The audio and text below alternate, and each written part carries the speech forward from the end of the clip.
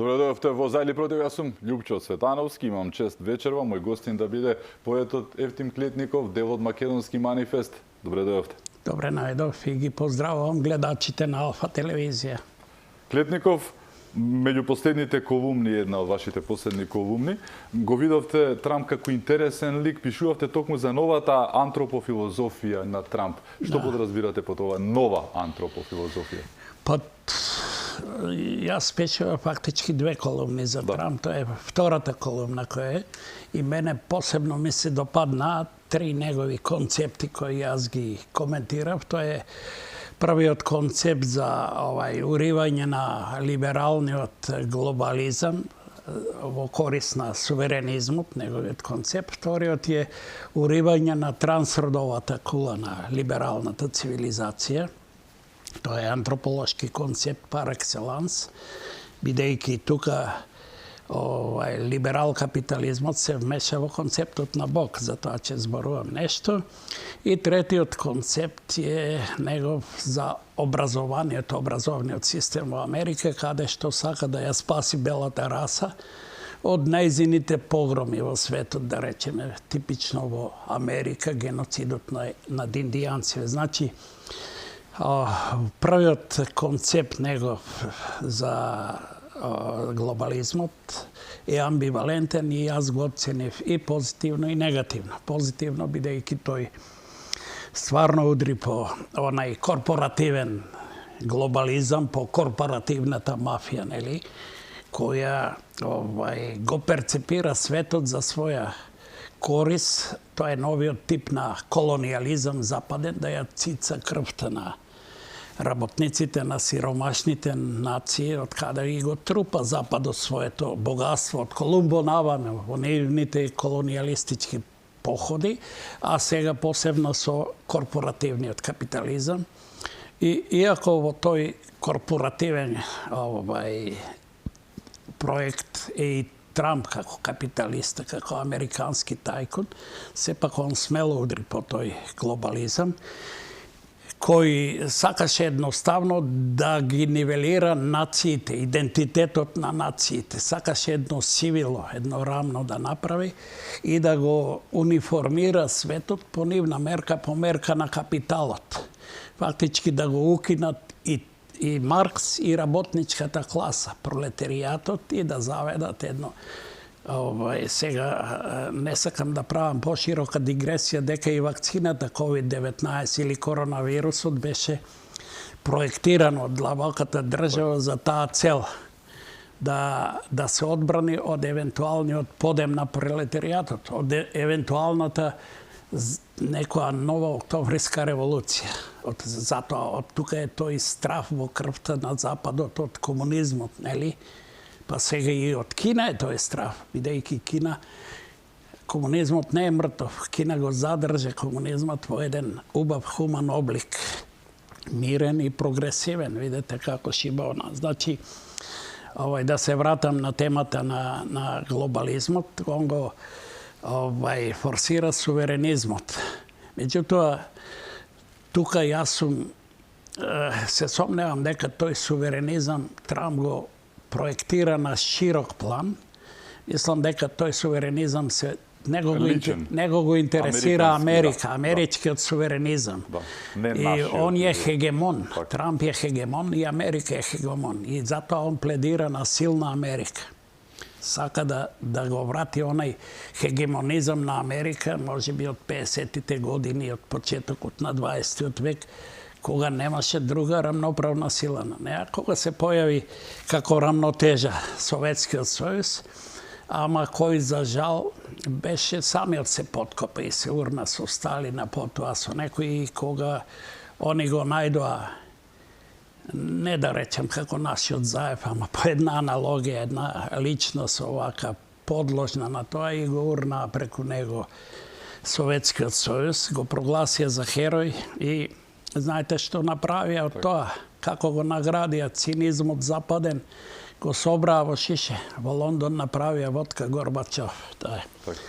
Значи, Тоа е што се однесе, меѓутоа ние можеме да го искористиме тој концепт македонците на суверенизмот, бидејќи сега И ни одговара. тој ни даде ветер во грб, колку и да сме мали ние, бидејќи еве го читав интервјуто на овој нашиот голем као интелектуалец, како се го дефинира еден писател, колега од МАНУ, Стео Пендаровски, кој вика, па кој сме ние, Така. 1.800.000 да се, па чекај бе, треба да си личност, како сам да разговараш со Трамп и со Америка, а не милиони со... Па тоа е суверенизмот, он не го разбрал суверенизмот, човекот. Ке се демантира И денес ова или утре, едноставно, најверојатно, не знам, да не речам некој поугрд збор, ја промашили темата и едноставно нема човекот визија за малите народи не значи да бидат полтрони, да бидат подопашни на некои како што беше фактички СДСМ. Таа беше подопашна политичка партија на и на Америка и на Европа и сега го критикува премиерот Мицкоцки кој исправно беше ко спонзор со Америка на украинската, бидејќи на нас од Европа до овде ни дојде. Значи, сега во вториот концепт, антропофилозофијата, каде што се рефлектира антропологијата на Трамп, може он не е верзиран во антропологијата како наука, ама некогаш, знаеш, се погаѓа работите како стрелците во зен будизмот кои гаѓаат со врзани очи, ама стрелата ја погаѓа целта, тоа е посебна техника. И они успеваат во тоа, затоа што тоа Азија е мистична и знае такви тајни. Меѓутоа овој Трамп го урна пак тој трансродовиот концепт на либерал капитализмот, да бираш пол по свој избор, 2-3 пола да имаш, да бидеш и машко и женско, до пладно од пладне, женско и машко и така натаму, трет пол. Значи, либерал капитализмот го укина антрополошкиот концепт на Господ, кој ги создаде човекот како маж и жена и кои екзистираат и сега како маж и жена без разлика на некои, да речеме, психолошки пореметувања, комплекси и така, тоа е друга. И Трамп како визионер не само за Америка, за човештвото, тој со тоа ја урна Европа која нам ни нудеше постојано геј паради и не влечеше и ни се закануваше, знаеш, ако не на па во Белград кој пружаше отпор 100 пати овака им се заканува и така натаму. Геј паради, после црвени чадори, проституција, така. И луѓе одеа во тие геј паради кои не се геови, туку кои беа платени од Сорос да бидат тоа. Ќе оди на прошетка и ќе заработи $100, $200, значи гурна, он ја понижи Европа со тоа. И рече визионерски, во Америка постојат маж и жена. А и кај нас постојат маж и жена. Ама ние се пикавме пак под опашката на Европа, прифаќавме геј паради, црвени чадори сега. Сега мислам. И тоа мислам дека револуционерен концепт, ги урна овие концептите на Бил Гейтс, на Сорос, на тоа. И ова беше фактички исчашен концепт на либерал капитализмот, кој одеше кон тоа што би рекол Хегел, да се запати апсолутното битие, они да ја запатат апсолутната слобода, као демека еве кои сме ние. А се тоа е, како што вели мојот Филип, синот, кој сега е на докторски студии во Америка, сето тоа либерал капитализмот го прави за да стави маска и да ја одврати, како и со феминизмот, работничката класа од своите проблеми, од ова, да се занимава светот со такви инфериорни работи. Сега, овај концептот за образовниот концепт на Трамп, што е извонредно интересен и кој мене ме исто како, еве, да се речам и ја не еднаш интелектуалец. Не дека сте студирале на Сорбона, имате стотици трудови дела, не. Ме иритира. Да. Он им нареди на училиштата, на образовниот систем во Америка, пред се од овие, од пониските класи, бидејќи тогаш се формира душата на учениците на ова, значи да не се занимава со оваа критичката теорија на расата, дека да го исчистат тоа од нивната свест дека белата раса е кривава, дека е виновна белата раса за овие некои дефекти во цивилизацијата, за потлачување на други Уривањето народи, споменици што беше. Да, и фактички мојот ова е рефлексија критичка на тој концепт на Трамп е дека тој фактички подсвесно сака да ја избрише од свеста на американците вината за поморот, геноцидот на индијанците, знаете. Тие дојдоа право англосаксонците, тука се највиновни, бидејќи Америка Добро, беше... испанците се Испанците, да, но мислам дека англосаксонците се водечки во тој геноцид на индијанците. Тие истреби еден цел народ, цела популација на еден голем континент со прекрасна култура, со прекрасна антропологија и така натаму.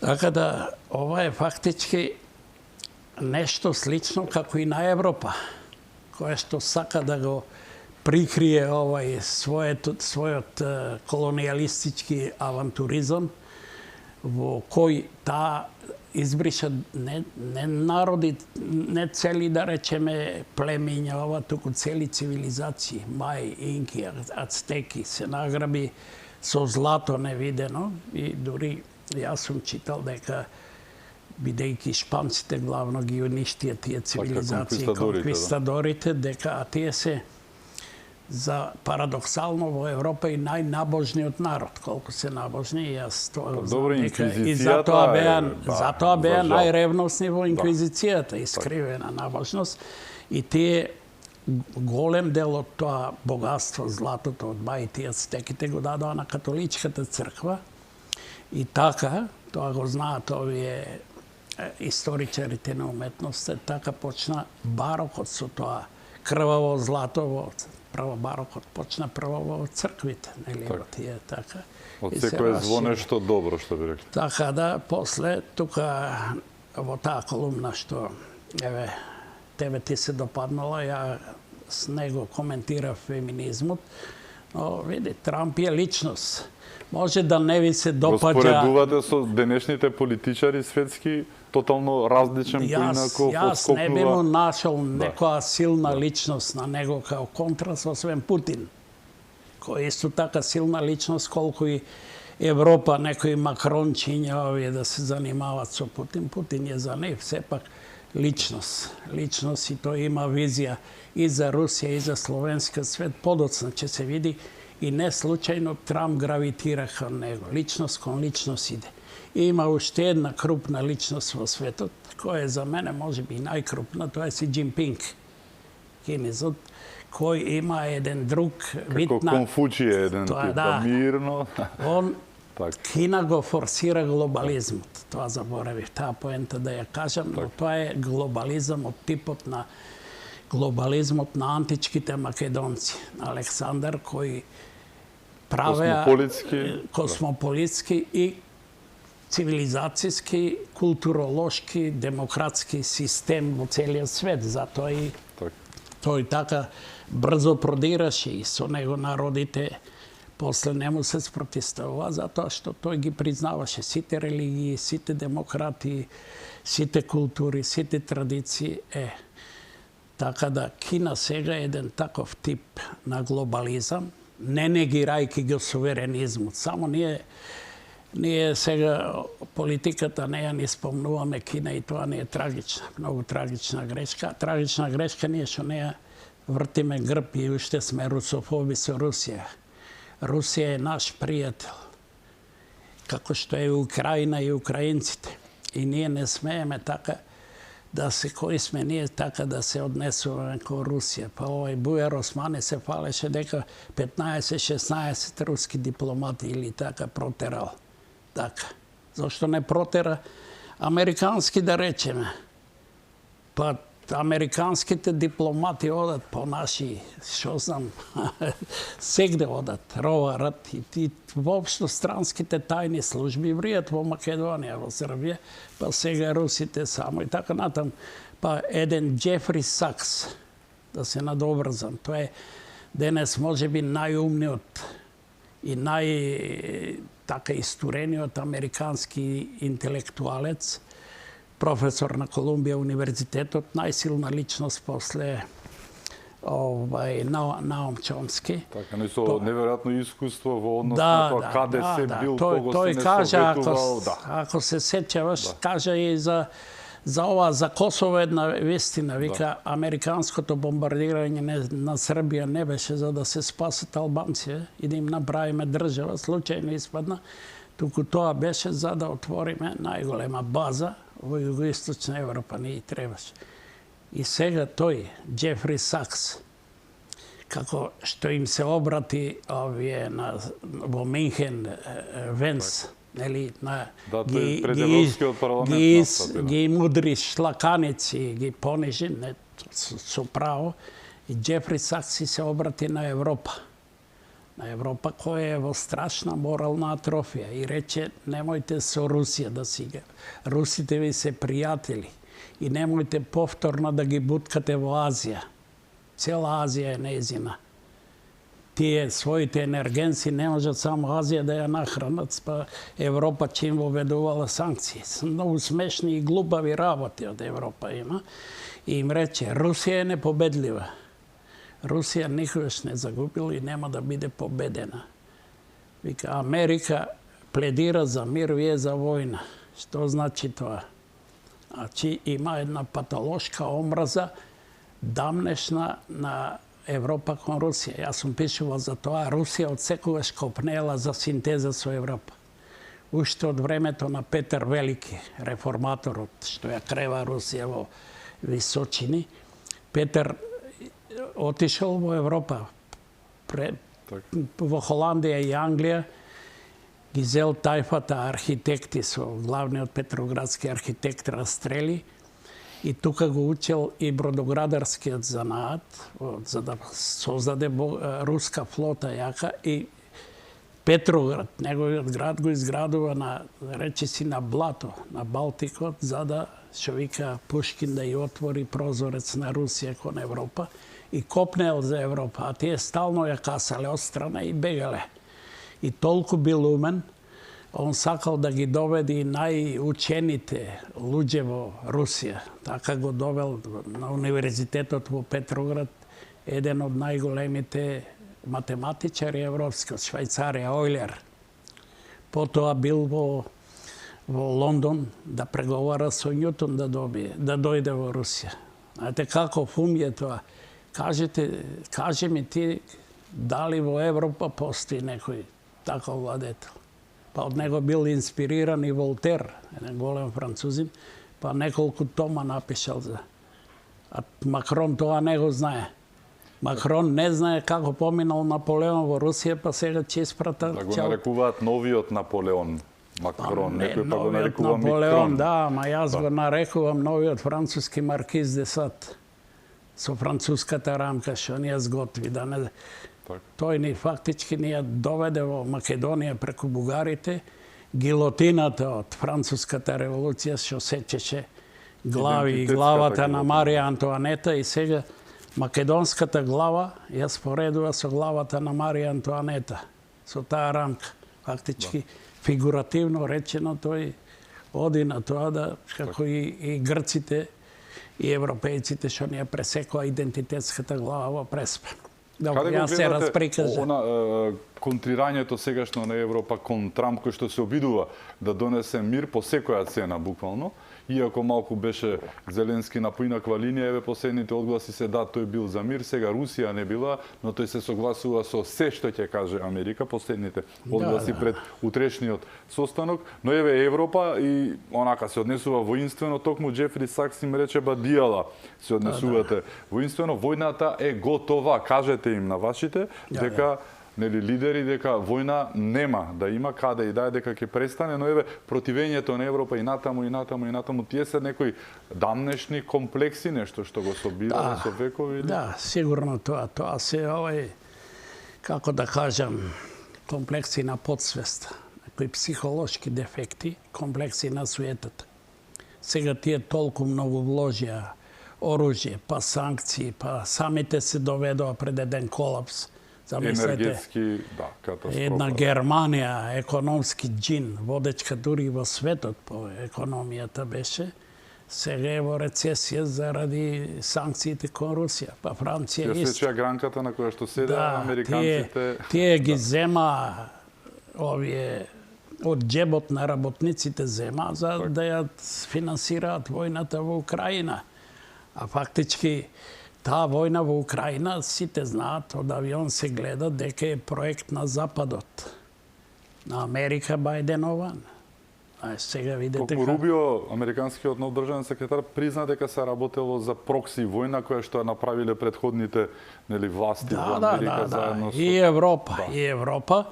И таа беше проектирана. Ние знаеме како почна Мајдан. Со овие како војната во Југославија, со снајперисти, со хаос, создавање. Па тамо се шеташе она американска типка Викторија Нуланд, која и низ Македонија шеташе. Имаше се шминка пред штиповите. Која што сееше страф и хаос, беше тако тип некој овака. Шарена револуција. Шарени револуции се радеше и се тоа беше. Значи, од 14 до 20, кога почна војната, до 22, нели? 22. Од 14 до 20 Русија трпеше 8 години. Па украинските фашисти, кои беа фаворизирани, запалија цел еден руски хотел во Одеса, кај беше. Па не им даваа на луѓето да скока русите таму. Па ги убиваа ако скокнат, па ги запалија живи. Така имаше случаи, така да таа војна не е случајно и сега најголемата трагедија е во тоа што проектот беше знае однапред тие дека нема дека Русија е непобедлива. Почувствува, но нивната беше цел да наслабне Русија колку што може, а таа излезе појака економски од Западот. Барем според некои што сум читал ја дека рубјата закрепнала, дека кон Азија се префрлила, дека нивниот газ оди во Индија веќе и така натаму, а дека овие плачат и дека според некои информации купувале 10 пати поскап газ од Америка и така натаму. Па и Трамп им се закани сега. Мора да ја купувате американската нафта, колку е цена. Така да они се свесни дека без Америка се слаби. А без Америка се слаби затоа што никогаш не мислеа Европа да ја направат вистинска Европска унија на јаки принципи, да бидат сплотени сите. Тие сега плачат Орбан што е. Па Орбан е личност во Европа. Јас не познавам друга личност од бриселските Словакот Фицо. Тоа се две Ердоган, види. Турција, зошто не ја прима Турција во Европската унија? Од кога тоа се изживуваат со една Турција дури и не можат неа да... Италијанката, ама не може да израз така што Џорџа. Тука проработува со Турција европската подсвест расистичка. Тие се расисти. Иако се прават демократи. Турција го открива тоа и така натаму. Така да, не знам дали еден ден ќе се свестат украинците дека фактички тие биле војници на Западот и на НАТО против Русија. А тоа се два братски народи. Ептен братски. Па во средниот век тоа била Киевска Русија. Киев бил главниот град на Русија. Добро, Сталин најмногу ја зафркнал работата во рамките на онаа чемна жетва 29-33 која ги остава да умира за храна во житницата на Европа, нели? Тука најмногу антагонизмот се развива. Западниот дел, особено сум бил неколку пати таму, јас зборувам руски, се права дека не ме разбира, што нема шанси, затоа што омразата е премногу голема, за разлика од источниот, каде што има па мнозинство руско население, работите се многу. Тие дури не го извртени. признаваа рускиот јазик. Ја бев шокиран кога го дознав. Нити им даваа да учат на руски јазик, иако малцинството беше премногу големо. Да. Имаме уште теми за отворање, ќе одиме со кусата пауза, ќе продолжиме новаа тема на ситуацијата на Македонија, за Македонија, каде сме, што направивме, го фативме возот или како што велат овие од опозицијата сме правеле грешки, но еве, со нас е Евтим Клетников, се враќаме по рекламите, останете со нас.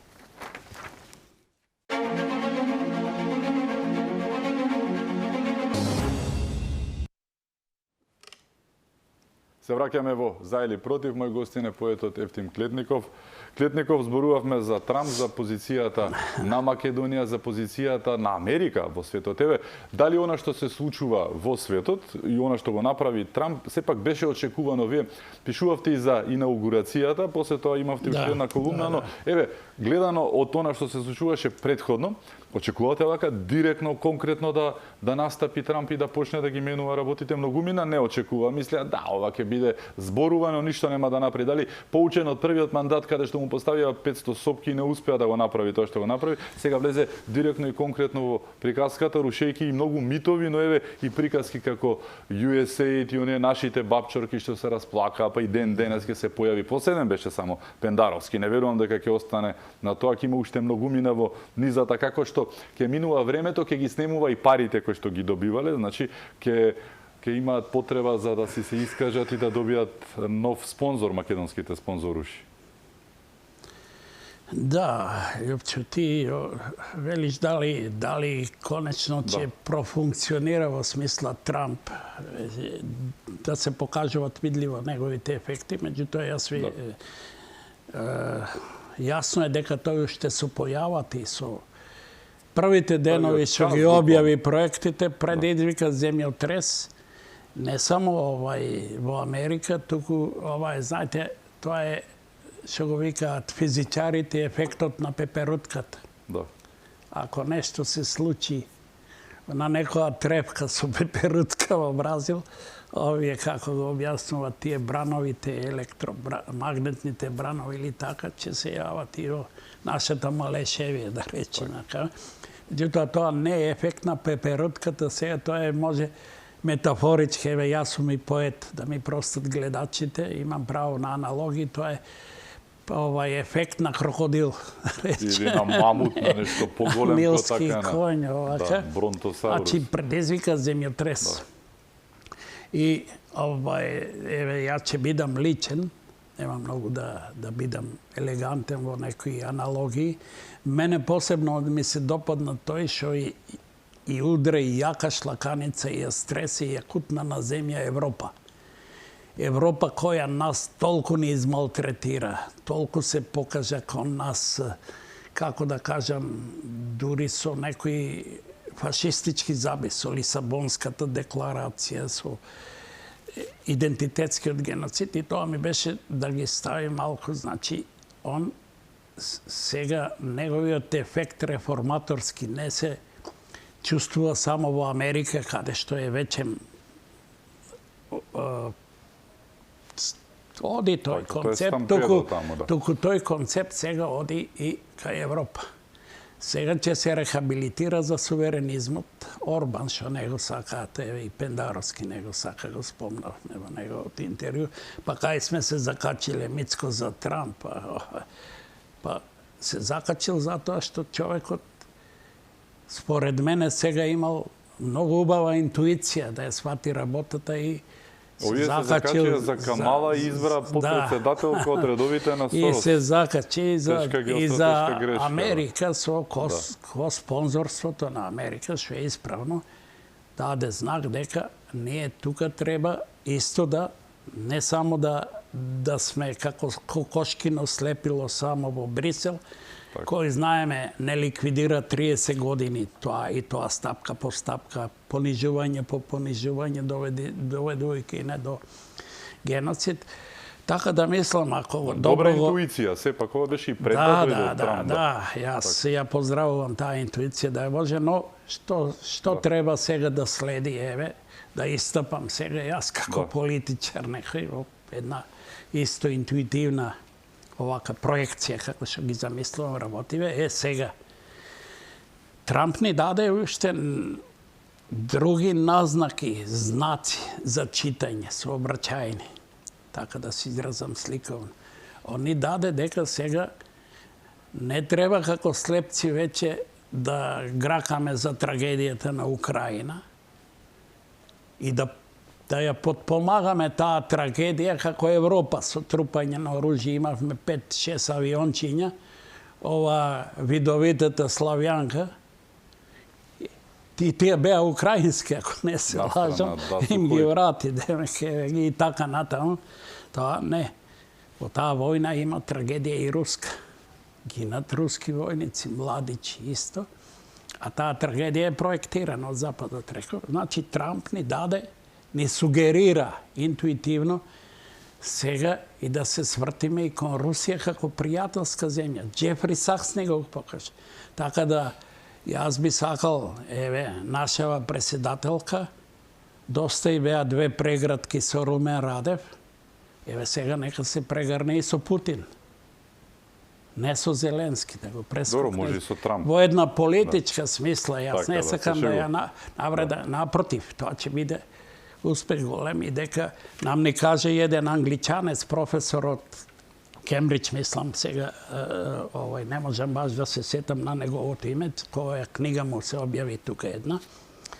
Имаше и промоција, јас го слушав на телевизија, дали беше на Алфа или на Телма, пак не се кој ни кажа човек, англосаксонец од Кембридж, што правите вие, Русија ви е пријател. Треба да гледате во иднината. Па ние сме браќа со русите. Како што сме и со украинците и со целиот словенски свет. Имаме многу на смирување и на многу јака цивилизацијска врска имаме со Русија. Јас сум пишувал за тоа. Во Киевска Русија, Владимир Киевски, нивниот кнез, цар на руски, тој имал една од своите жени, му била принцезата Олга од Охрид, македонка. И првите руски светители, христијански маченици се Глеб и Борис по мајка македонци.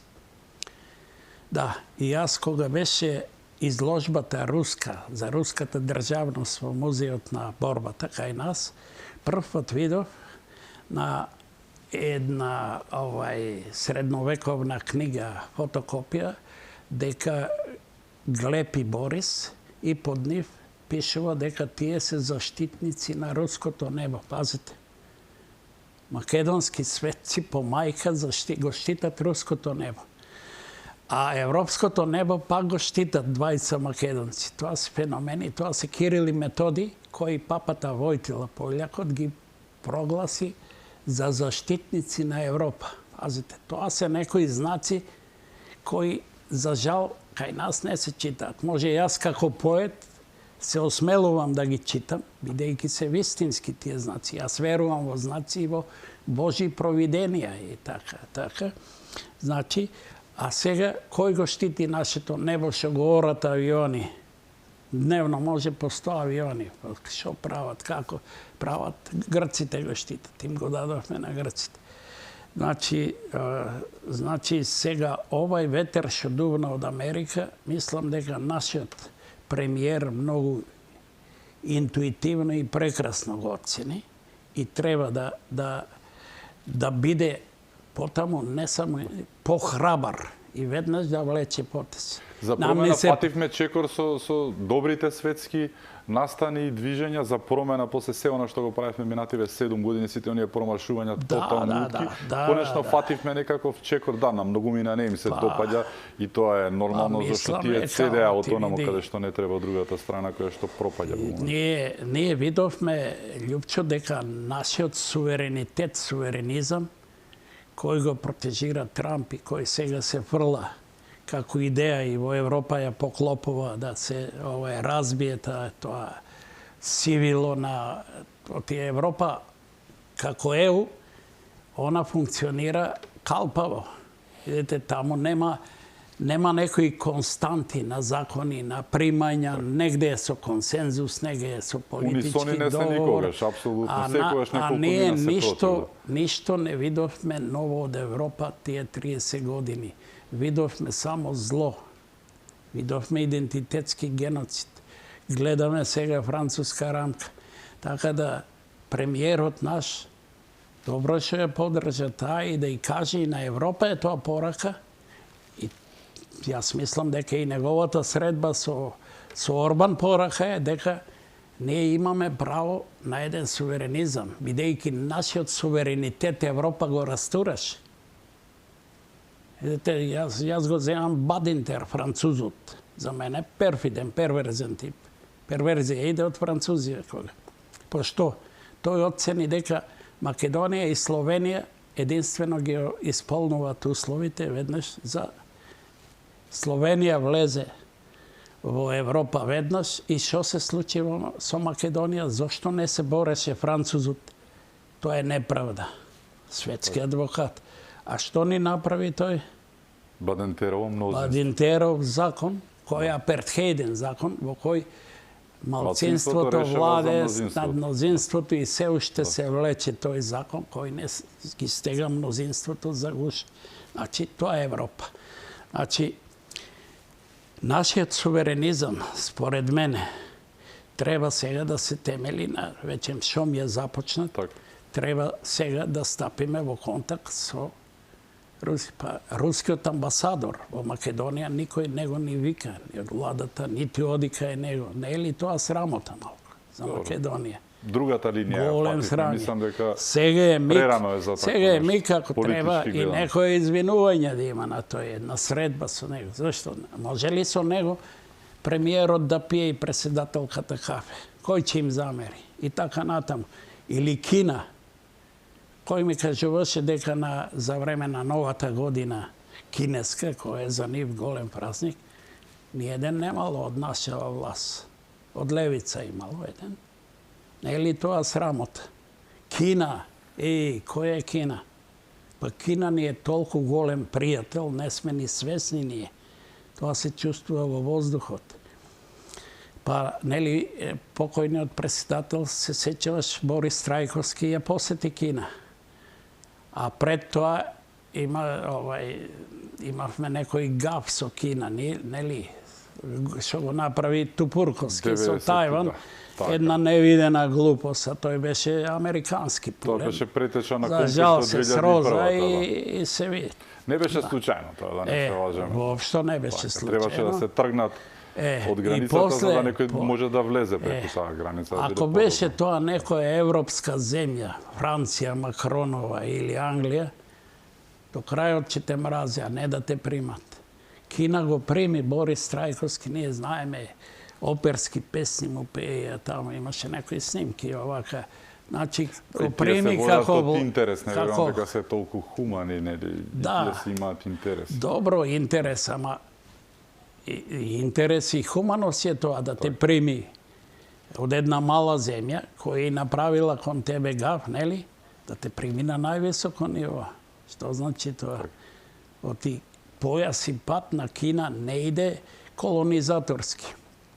Јас пишував за Кина една колумна и таму дојдов до податоци дека Кина била примена во Обединетите нации дури во 1976-7, така, да не погрешам, но тука и бев фрапиран од податокот дека во ООН помогнале за таа да стане членка на Обединетите нации арапските земји.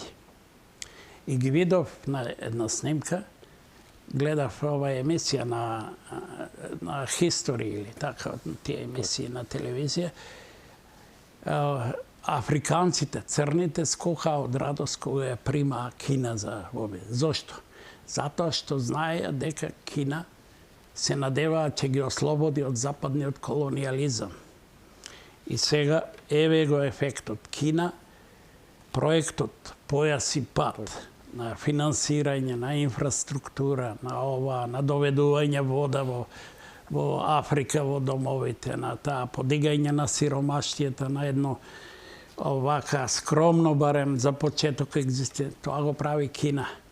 И сега она оди и кај стигна со појас и пат дури до Панамскиот канал.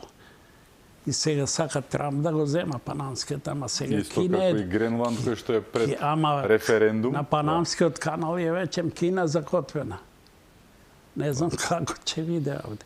Така. Значи, Не се сакаат баш он, со он, Кина, гре, ова со он Русија греши игра што со удира, Украина, ама да. јас мислам дека он ќе стапи во добри контакти и со Кина. Трамп има Како бизнис релации видејќи како се бизнис, премногу прагматични, да. може да се договорат они колку царини кај, бидејќи Да. он е свесен дека, како што е свесен дека Русија е голема сила и нема веќе потреба со неа. Но не Да. најмалку ја спомнуваше Кина во целиот контекст. Европа му е омилена за подкусурување и за напаѓање, дури и Русија ја олабави. Ќе се смират со Европа, мислите, или премногу е луд за сето она што се случуваше во минатото? Оној муавет Русија ги храни, Америка ги брани и сите тие работи кои што испаднаа Дали дека ќе се се вистина. смират Америка и Русија? Не, и Европа. Аха. Па не знам, добро, Трамп е, мислам, визионер политичар. Тој се покажа така и радикален и удира... Но му се и не попуштаат, премногу му се лути европјаните. Он оперира без анестезија сега. Многу болно. И Европа го виде Сече тоа. на живо, да. Еве сега, што се случи со Зеленски? Го испрли овај од овалната соба. Зеленски веднаш отиде, утредента беше кај Стирмер, како се вика овај англичанецот. Да. А тоа беше режирано. Тоа, мислам, не мора да си политичар да го сватиш. Оди ти, ако те веднаш после дојде ова, се договориле, немој да подпишуваш за минералите, оти и ние сакаме. Како што Борис Џонсон беше оној кој што го спречи примирието помеѓу Украина и Русија. Така. Борис Џонсон го вика, Путин го вика, тој со убавата фризура, дека бил против ова, против мирот. Да. Тој Зеленски беше легнат на брашно да склопи мир, ова и дојде, му рече, че ги убивате русите, англичаните се така. Тие во време на Петар Велики оделе со бродовите малку до ова, че подкаснеле, ама немале храброст да влезат во директна битка со русите. Бегале настрана. И така да мислам дека и со Европа Трамп ќе најде некој но сега им кажа, сега ги шокира и тоа беше онај вид, што би рекли медицински, без анестезија, електрошок, да си дојдат на свое место и да не се и да знае Макрон кај е и да знае со англосаксонците ќе се одржи таа врска. И овај англичанецот беше мудер, он самиот му рече на Зеленски врати се и подпиши се што ти бара, за да не му се налути Америка од таа врска англосаксонска меѓу Вашингтон и Лондон е цврсто запечатена уште со Черчил, кој јас сум ги читал неговите мемуари и пишува, кој што во мемуарите вели малку ја потценува Америка и сега тоа му се осветува дека Америка е потребна на Англија, но Америка се мускулите, а Англија е умот. Така. Значи, ама, знаеш, испадна дека не се само мускулите кои има. Но сепак еве за крај, сума сумарум, подобри времења да очекуваме за светот? Не знам, тука не се осмелувам да кажам дека подобри времења. Светот е се уште на некои катастрофични рабови, се премногу уште забега работата, да. Се како што би рекле овие геолози или судрени се плочите долу. Тектонски, да. Тектонските и дека се тресе тоа. Јас имам слабост кон кинезите. И мислам дека и сум го пишувал тоа и сум го промислувал дека светот денес во рамнотеже го држат, Азија го држи. Ама од Азија, не е Јапонија, која што е позападно од западот и во менталитет веќе се американизира, туку мудрата Кина, која е над милијарда, ја не знам колку, А тука и Индија е една страшно миролюбива земја со страшен еден потенцијал интелектуален, научнички. А гледате сега наеднаш испливаат, доминираат индиските шахисти. Така. Еве сега го смени кинескиот овој Кина и овие го земат приматот и во умот дури сега.